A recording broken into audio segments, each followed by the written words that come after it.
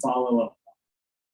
Do they go into a CRM? Do they go into an email group? Do you do a text campaign? Do you call them again? Do you mail them stuff? Like, what do you do? And so kind of what we want to try to come up with here are some best practices to follow up and what's working and what's not. We can, him and haul all day about what works and what doesn't. The one thing I do know that works in home inspection growth activities is a consistent process. And so you got to put consistency into your strategy, and even if it's a marginal strategy, it'll still show some results. So that's one thing I do know that works. So if you're not following any type of process for follow-up after you meet an agent or talk to an agent, you need to put one in place. You need to take some things that are discussed here on this call and build out your own process that makes sense for your company. And it needs to be consistent and followed every single time, and do it over and over and over and over, and it'll compound. And eventually you'll see results from that process. So what we like to do is put you guys in the breakout rooms, and we want to let you guys have a chance to discuss, like, what does your follow-up process look like currently? If you don't have a follow-up process, just be honest and say, we don't have a follow-up process. I'm here to learn, right? And so discuss what your follow-up process looks like, and then have a presenter and come up with the best practice out of the 4 or 5 people that are in your group. Come up with a follow-up process that kind of everybody agrees on, and something that you guys think will work. And then we'll come back and we'll share some of those processes, and hopefully we'll hear some new ideas and some new strategies to follow up and touch real estate agents. Different timing, like you can get down to, like, you call a week later or 2 weeks later, or you do a call, then you do an email, then you do a text. Like, what does all that look like? And that's what we want to kind of drill down and see what the best practices are amongst this group of, we have 66 people on here. So that's kind of the goal. So that's going to kind of lay out how the breakout rooms will go for you guys. And then we're going to come back and we're going to hear some shares and get some good ideas.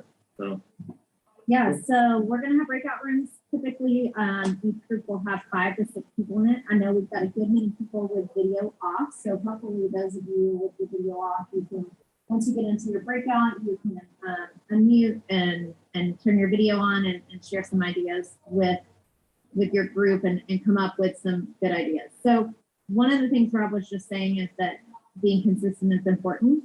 So when you're discussing in your breakout rooms, I would say keep it simple, right? So don't get overly complicated. You're not going to follow up every other day, for 12 weeks or whatever, and you're going to have 42 contacts in a short amount of time, because realistically that wouldn't happen.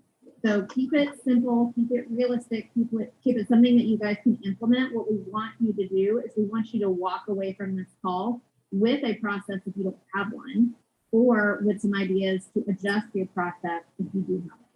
So that's our goal. We hope that everybody will be able to take away a few nuggets at least. So you're going to go in your breakout rooms, share what your just introduce yourself very quickly, your name or whatever. And you're going to share in alphabetical order by last name. So that's what you're going to, that's the order we're going to go in today. Alphabetical order by last name. You're going to share what your current process is. If you don't have one, you can say, I don't have one, but I think a great thing would be ABC, and give your thoughts. So if everybody just goes around and says, well, I don't have one, I don't have one, I don't have one, then the responsibility of the group is to come up with one. So make sure you do that. Okay, so it's okay if you don't have one. Goal is today to get one. So we're going to go into breakout rooms in just a second. You're going to have 15 minutes in that breakout room. So I'll post reminders about how much more time you have. If your blue box doesn't pop up to join a room, just hang with us for a minute and I'll sign. So in IEB, we get ready to disperse the energy and go into our breakout rooms with a little friction. So ready? Everybody, go. all right, guys, welcome back. Hope you had fun, met some new people maybe in your room. So we'd love to hear from 5 or 6 groups. That's probably what we have time for here for the last 30 minutes or so. So who has the confidence to go first? Got 2 hands up. I don't know who came up first. I know Ryan Wagner has the confidence to go first. Let's do him. Thank you. Appreciate that. We had a good group. 3 out of the 5 of our group has been with their company 2 months or less. So interesting to get that little bit of perspective. So of the four, only, or the five, only one does not use a CRM currently. So there's a lot of built-in activities that get triggered once actions are taken in the CRM. I believe we use the least sophisticated CRM that doesn't have any of those fancy bells and whistles. So that's on my list in the future. But getting through the meeting, email follow-up, a personal email follow-up, not just a standard canned email to give a little bit of a personal touch. After the meeting, doing a little research, personalizing a little gift, a small thank you gift to take and drop off. It's an activity that one of our folks have done. Asking the agent how often they want to be communicated with. Are you a once a week follow-up person, and once a month, or once a year? How can I, not bug you, but get you the right amount? So asking that question, which I thought was great. Email drips and text messages. For us, and I made my first 5x5 calls ever today. And so in my plan, I was looking to also, once I have the meeting with them, connect on social, obviously a follow-up email, and making sure that I'm getting the next meeting scheduled to try to keep that cadence going. So a lot of similar answers as far as using the CRMs and automating messages that come out of that text and email. Cool, thank you, Ryan. So Ryan, did anybody have like a hard process? Like here's step 1, step 2, step 3, step 4. Like, did anybody in your group have that? Or? No, nothing outside of what was built in their CRMs currently. And I think that could just go at this point because of recency to the system. Yeah. Yeah. Cool, buddy. Thanks for sharing, man. You're welcome. Snap. Y'all give snap for Ryan from share. He went first too. All right, who's next? Glenn. Do it, bud. Hey guys, so I love these breakout rooms. It just never seems like we have enough time to get through everything. But this is going to be quick because I think we're going to get a lot of similar answers to this. We didn't go over any specific hard, we do this, this, this, and this. But the key theme around what everyone's doing is automation and basing it off of your CRM. We have things from Scott Abel's talking about how he follows up on a specific once per quarter for less producing agents, and then maybe every 60 days for their top producing agents. Everyone's doing tracking. Roger had mentioned he does like 5 different lead buckets to organize his agents, such as active, inactive, haven't heard from in 90 days. They track who receives the emails. Those who didn't open it automatically gets a new email. And then he always follows up with it. Everyone's doing a follow-up, doing an active campaign. And then even Allie and Lauren both had automated processes talking about how they'll use sometimes manual spreadsheets or MailChimp, but they also mentioned, I don't remember who it was, that how they'll hand deliver like birthday cards and small gifts and things instead of mailing it out, just to get that face time and maybe even visit other agents in the office. So again, the key thing for all of us was automation and constant follow-up, and that just seems to be what's working best for our breakout room. Cool. So who divides it into the buckets? Roger who? Roger Burnham. Okay. So Roger, will you explain how you do that if you're available to talk? Only Roger.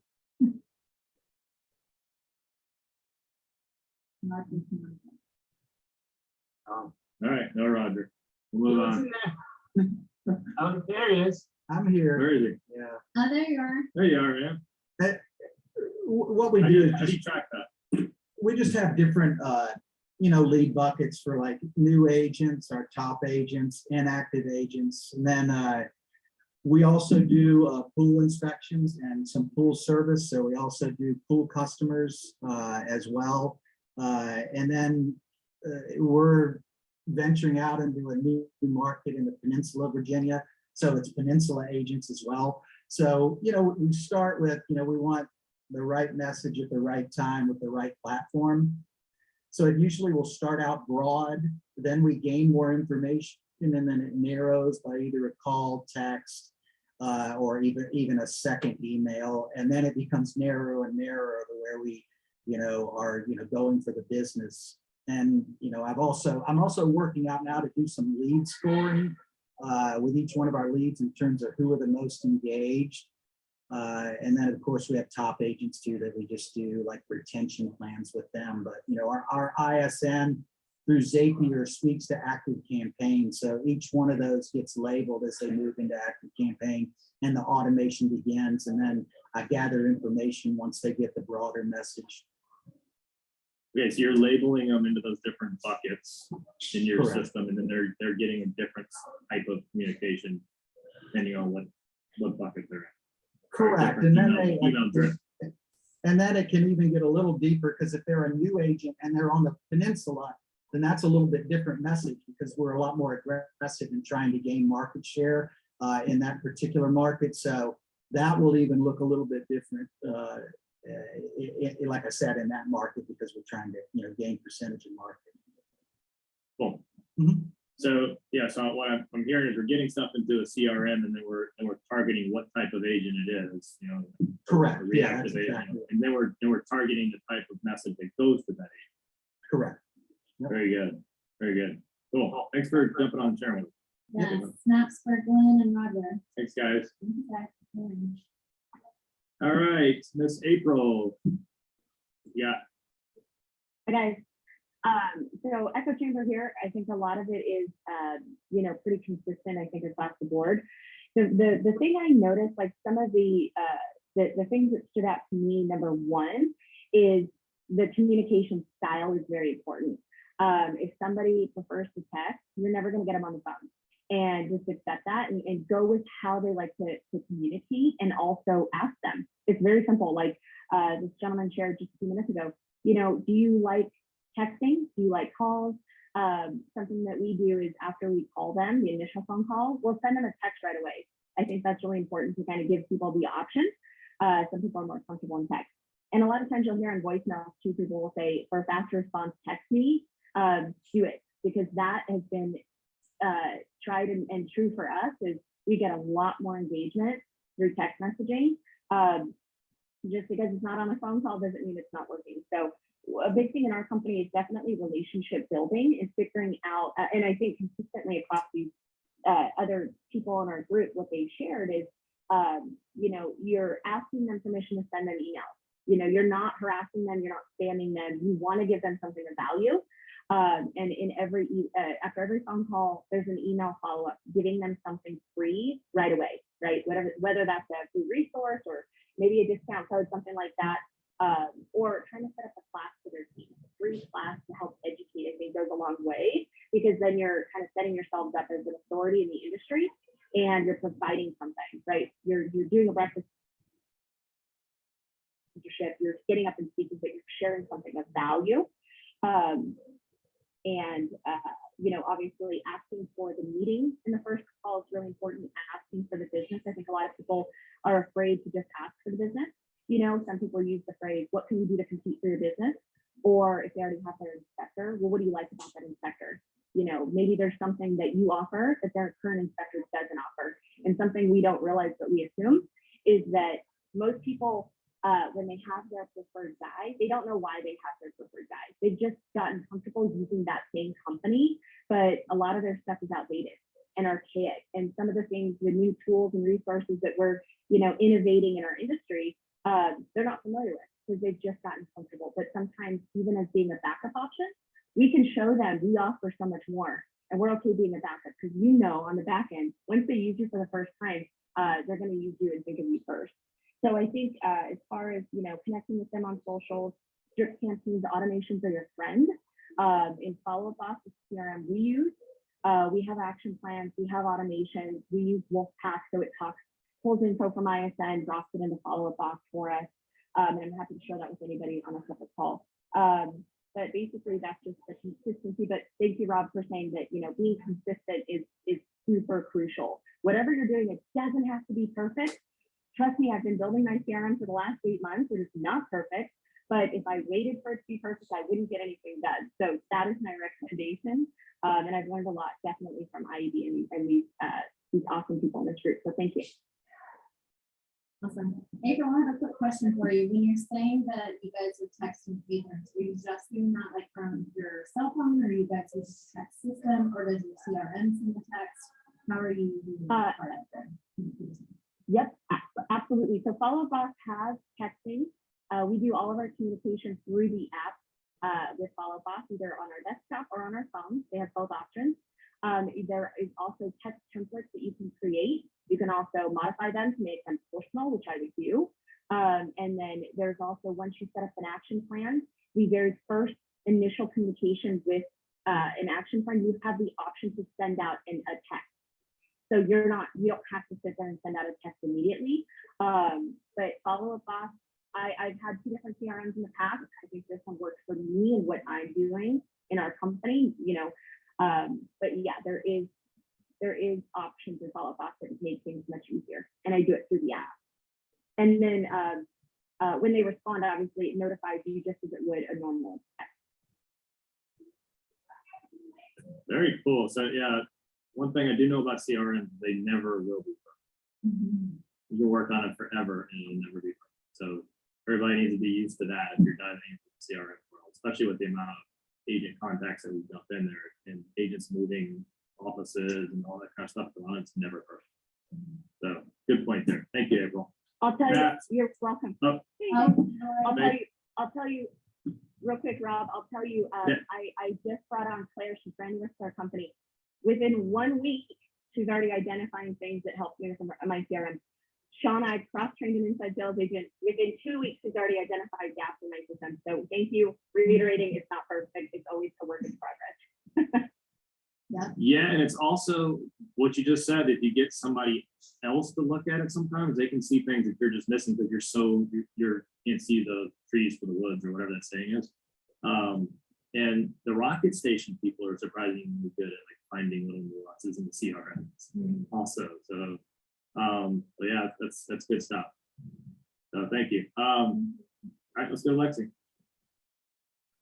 Yeah, so kind of just repeating some of the things you've already heard, but common theme and Natalie for what we had in our group was some sort of immediate interaction with the agent. So some people send handwritten notes, some people are texting, emailing, calling within a day or a couple days. Just some sort of follow-up immediately to make sure that you're thanking them for their time. And then a lot of the same is plugging them into the CRM and ways to automate that.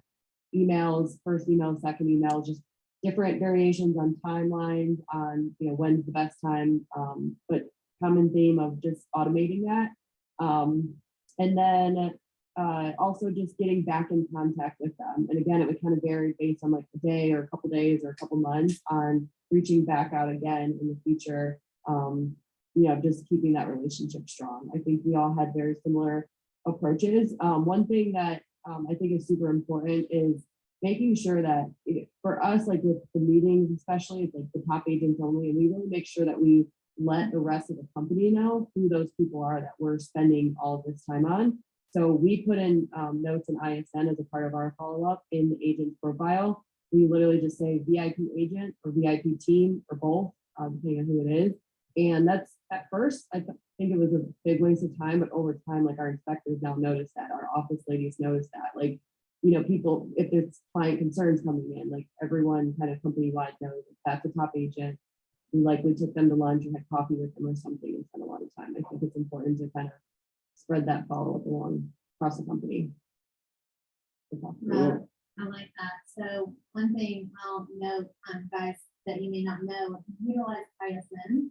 If you need to do a bulk, I don't know if they can do profile notes, but they can do a bulk label for you if you're trying to label top agents. So if you have like 500 top agents or whatever, you can download them from your system, even if they're already in ISN. Make sure you have the identifiers in there and then let them know what you want to label them and that they can tag those for you. So I neglected to tell our growth leader that. She didn't know for like a month. So I just want to make sure I share that information that they can help you with that.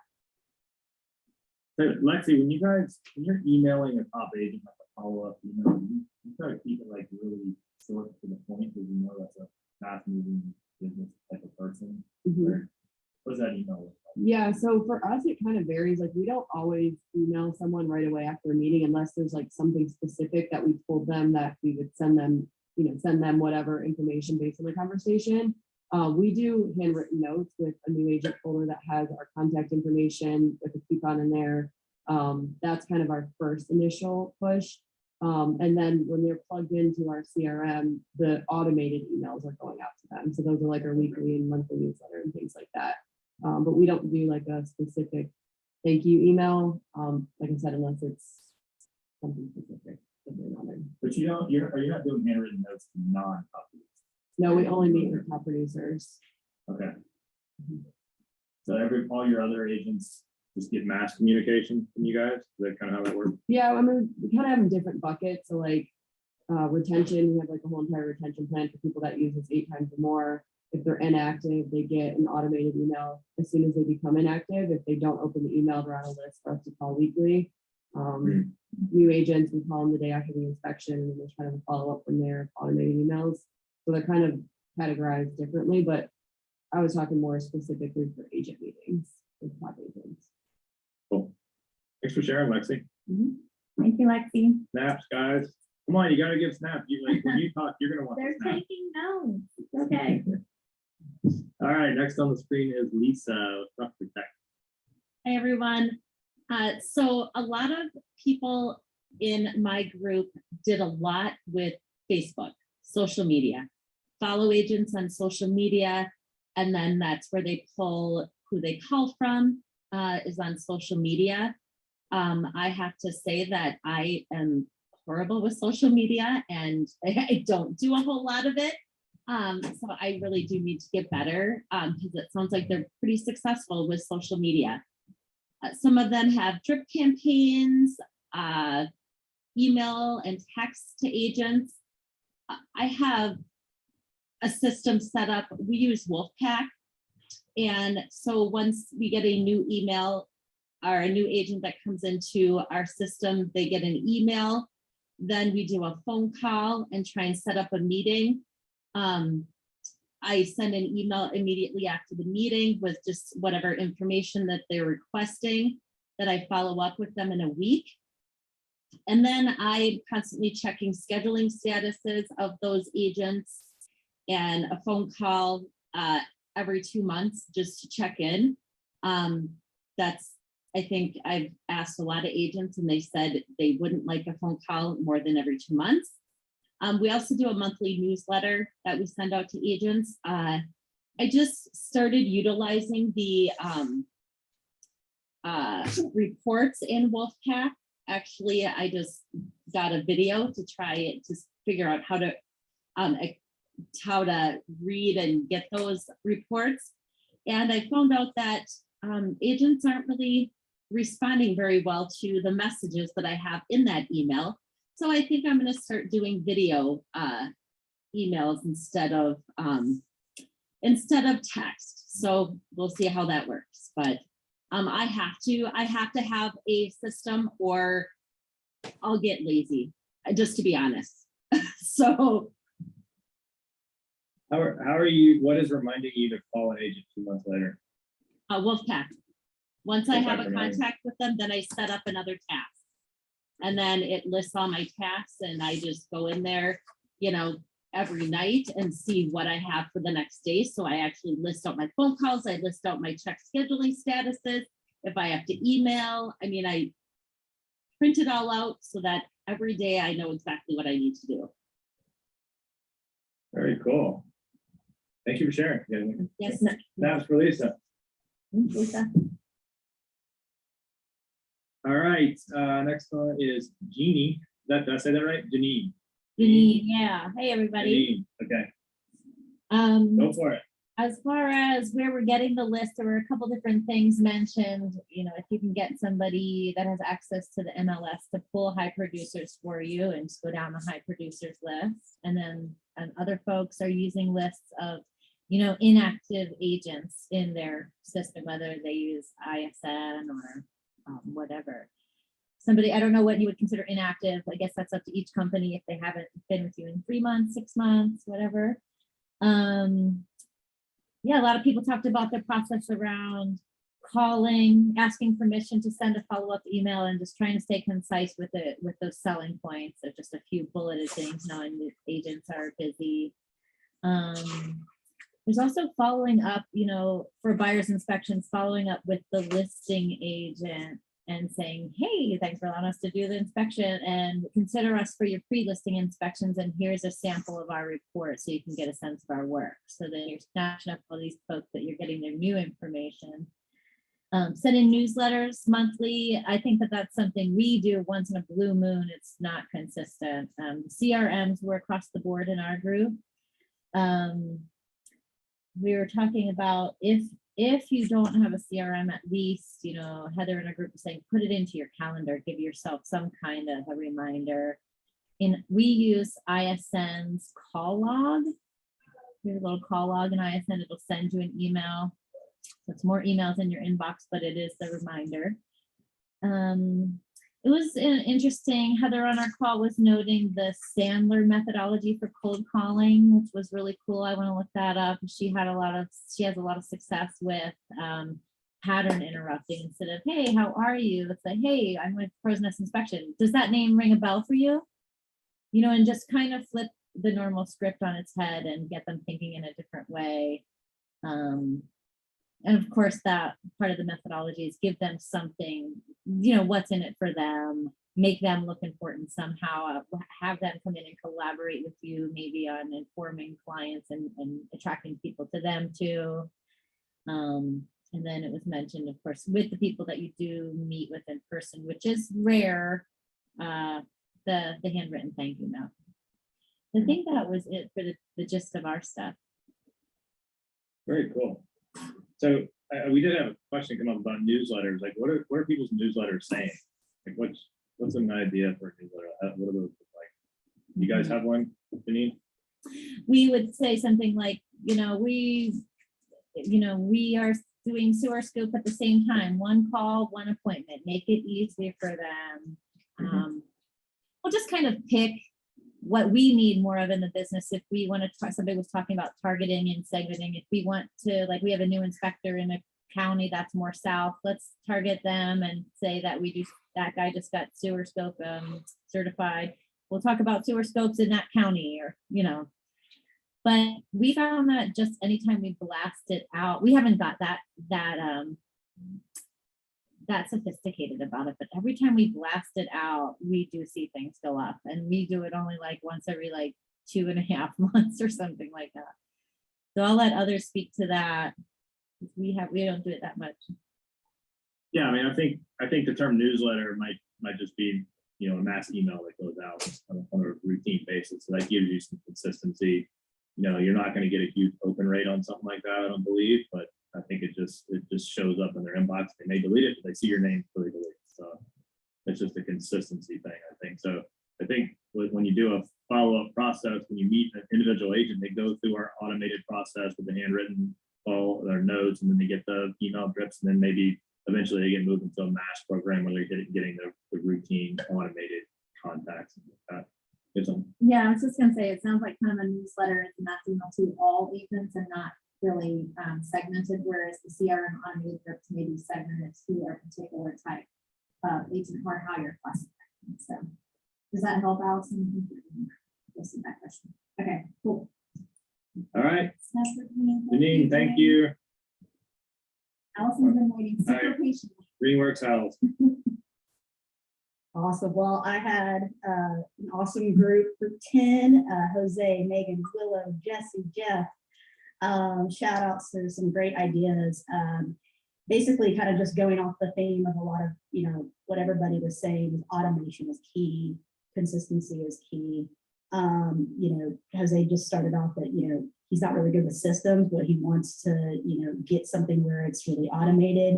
And then Megan led us in, with Brian and Brian led us into a very automated process that she has, where they utilize Zoho, and they have different silos for people and different targets. And then they go into retention campaigns for each of them. And so one cool thing that Megan brought up was that they're working on building out a scorecard kind of thing within Zoho so that they can track agents on, you know, different levels of usage and so forth. And they've got a kind of a project manager, Zoho expert doing that. So props to her on that, because I use Zoho, and yes, it is, it's a work in progress. I totally agree. Always. And then I love that Megan said that everyone is part of the growth team in your company, and that's super true for us as well. That was something that we talked about when, for us, on our have not heards, trying to go after them. We actually have our market leaders call them. So these are the inspectors that are in charge of a team. And because nobody really wants to talk to the growth person, like at that point, they want to either talk to an inspector, and the goal there is just to understand what went wrong with the inspection and what we can do better and listen to them. Sometimes we turn them around and they'll give us another chance, and sometimes not. But at that point, it's kind of like, you know, just giving another sales rep out there is just, it's not going to do anything. They want to talk to somebody with the technical expertise. So that was something that we did through retention campaign. Another thing that our group went into, we kind of talked about our texting systems. So Jesse said they use Dialpad. Jeff, they utilize WithPack and Active Campaigns. And then for us, we use CallRail for all of our texting and things like that as well too. So anyway, it was a really great group and had a lot of ideas. And I think the biggest thing was they're just kind of creating a very streamlined process. And those are the people that were finding consistency. I gotta jump in there because Allison didn't talk about her ideas, she talked about everyone else, but she has some really cool ideas and silos where she puts people. So I think it's a valid point to bring up that. Allison, talk about what you do. Okay, yeah, no problem. I'm just trying to share the love here, Jeff, you know, but thanks for calling me out. No, so pretty similar with Megan, we really had a very streamlined approach to the way that we handle kind of retention campaigns. So for us, we separate new agents into ones that are streaming from meetings or 5x5 activities, and then new agents that come in from just the call center ask, hey, do you have an agent that you want to put whatever on it? We get the confirmation email. So those are have like kind of a 2 breakout system there that then go into campaigns from that, where it's texting, or we have a whole built out system for that. And then we also have current agents, which for us, current agents mean anybody who's used us 3 times or more. And then we have not heards. And so that's the one that I was just talking about with the market leaders call. So like maybe that's somebody that has used us. We approach have not heards is if they've used us and then haven't used us again in a year. And it's pretty easy to filter out of ISN. So I guess the theme is automated but targeted, right? So you have targeted automation. It's just not blanket automation. We have to put the agents in different buckets or silos or whatever you call it. Target automation to them depending on the type of agent they are. 100%, yeah, because even just with new agents, you can't send out that text message or the email from somebody that you've met at a meeting versus somebody that just the client said, hey, add my agent to the order. It's a very different text message. It's a very different thing.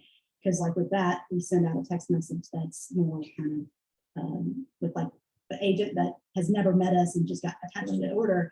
That's the get to know you stage. Like, did you like our service? Can you give us feedback? And then it goes into the filter from that. Versus somebody that met us in a meeting, they've gotten to know us a little bit more, or at least understand our service offerings. So why am I trying to sell, what I do again? You've already heard it. It's just a waste, and they're gonna pick up on that fast. Really cool, guys. So we're about to run out of time. So I think home inspection marketing has come a long way since Candy Bowls. We're now like trying to determine if agents what topics they like in emails and which ones are opening and not opening, and we're targeting a lot more than we used to. So this is really cool. It's a cool conversation. It's amazing how far that this has come just in a short amount of time. And I can't imagine what we're going to be talking about in 3 or 4 years, with home inspection marketing. So it's really cool. So I'm glad we got a few topics out. I think definitely automation is the way to go. Targeted automation. and then building a process, especially when you start building a team. You can't have everybody just doing whatever the hell they want. You have to have some sort of process that's being followed with a little bit of individuality in the process, but I think you have to have a process and start building out beyond yourself as the growth rep or whatever you call it. You got a few things? Yeah, just a few things. So first of all, my encouragement would be before you just jump back into the phones or email or whatever, when you got this call, jot down, 3 things that you're gonna implement. Are you going to calendar out what you're gonna do? Are you going to create a process? Are you gonna implement texting whereas you've been just emailing? Are you gonna start labeling agents in ISN? Like, what are 3 things that you can do to implement? Because if not, while it's fun to sit here and go to breakout rooms and get to know people across the country that you haven't met before, the purpose and the goal for this is for you to take the information back to your companies and create growth and create better opportunity for yourself and your teammates.